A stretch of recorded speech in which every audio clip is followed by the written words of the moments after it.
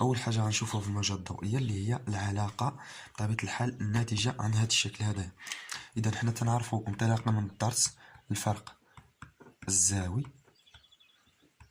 تيتا تساوي بطبيعه الحال طول الموجة على المسافه ولا عرض الشق، فاهمين؟ اللي هو راه ديجا شفناها في الدرس اللي فات، قلت لكم عطاوها لهم والتلاميذ ما عرفوش كيفاش يجيبوها بالرغم من انه عارف هذه القضيه هذه مزيان.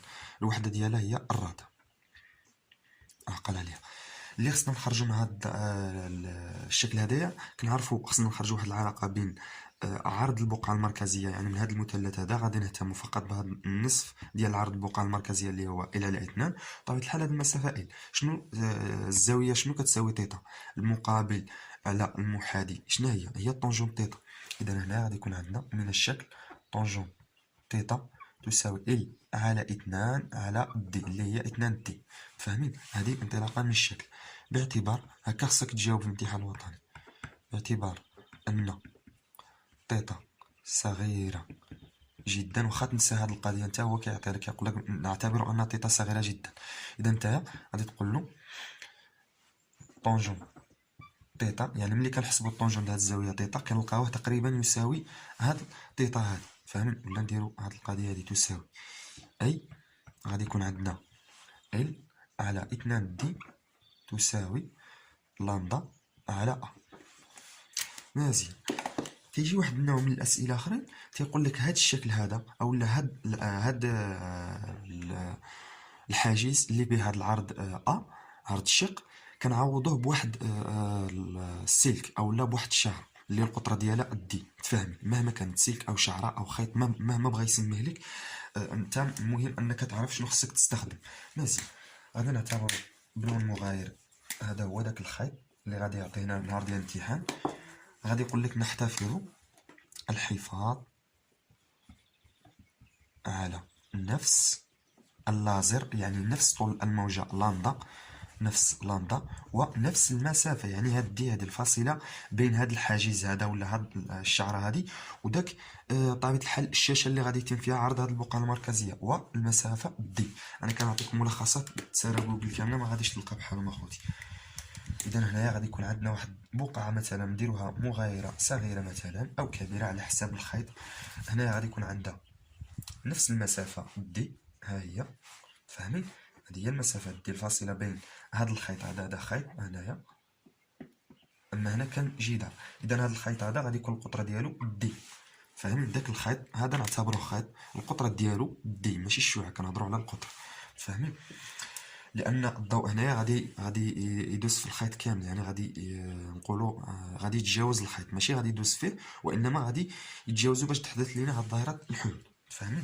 هنا غادي يكون عنده واحد ال بريم، يعني حنا غناخذوا فقط هذه هي ال بريم، هذه ال بريم على 2، فاهمين؟ هنا غادي يكون عندي واحد تيتا نفس الزاويه تقريبا تيتا، فاهمين؟ اذا شنو كنعرفوا؟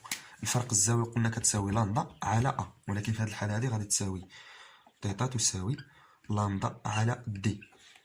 ومن الشكل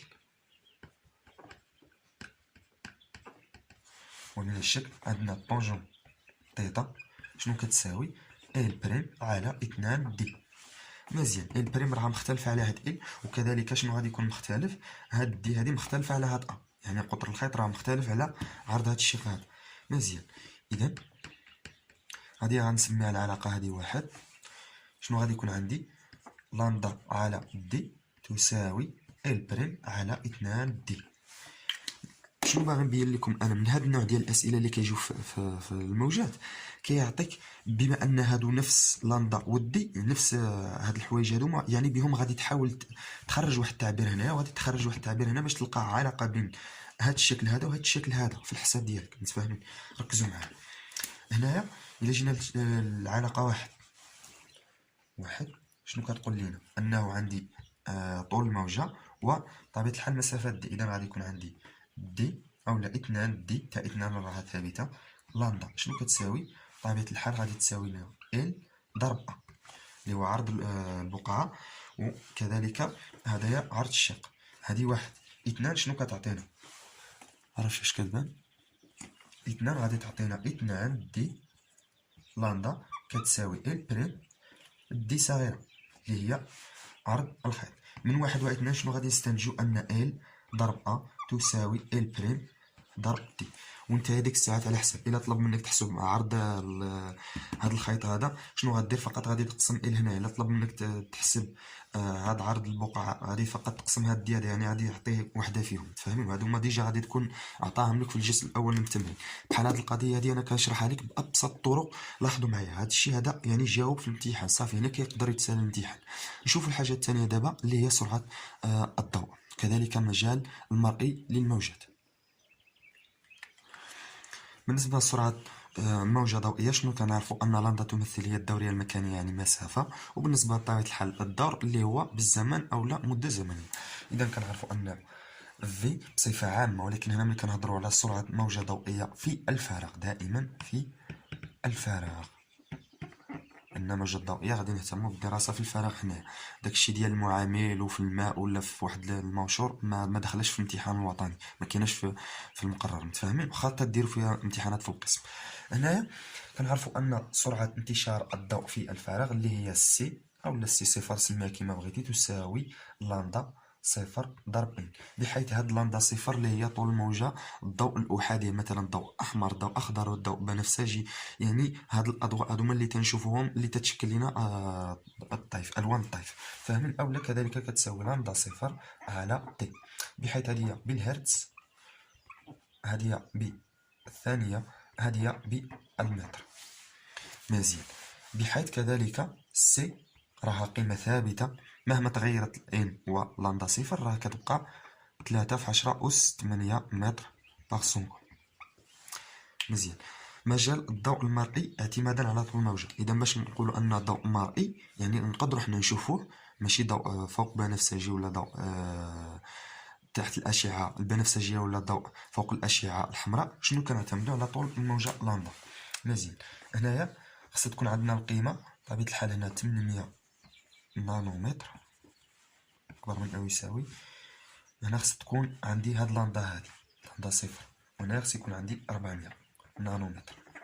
نتايا باش نسهل عليك انا في الامتحان الوطني اخوتي الا جا وعطاك بحال هاد النوع السؤال، كون مأكد انك داك اللندا اللي غادي تحسبها غادي تلقاها بين هاد القيم هادو. الا لقيتي مثلا اكبر من 8 ولا اصغر من 400 عرف راسك بانك غلطتي، لانك مازال في واحد السنه اللي ما غاديش يعطيوك شي لندا اللي هي صغيره وانت تخدم بها التمرين وفي الاخر يعطيها لك غير مرئيه. تفهمين؟ يعني هذه قالب من بين القوالب اللي خصك تنتبه ليهم انت. مزيان. كذلك واحد التطبيق عددي خصنا نعطيه لكم هنا اللي هو واحد ضرب بصفة عامة 1 ضرب 10 أس ناقص 9 متر. شحال كتساوي هذه؟ بطبيعة الحال 1 نانومتر. فاهمين؟ وكذلك غادي يكون عندنا مثلا 1 ضرب 10 أس ناقص 7، كتلقى واحد العدد ضرب 10 أس ناقص 7 متر. شنو كتساوي؟ اللي هي 1 ضرب 100 اللي هي 100 اللي هي 10 أس ناقص 9 اللي هي النانومتر. تفاهمين؟ إذا هنايا بطبيعة الحال كيتسال هاد الدرس هذا. نتمنى لكم التوفيق في الدراسة ديالكم، وغنشوفوا الفقرة الأخيرة اللي هي الموجات فوق الصوتية.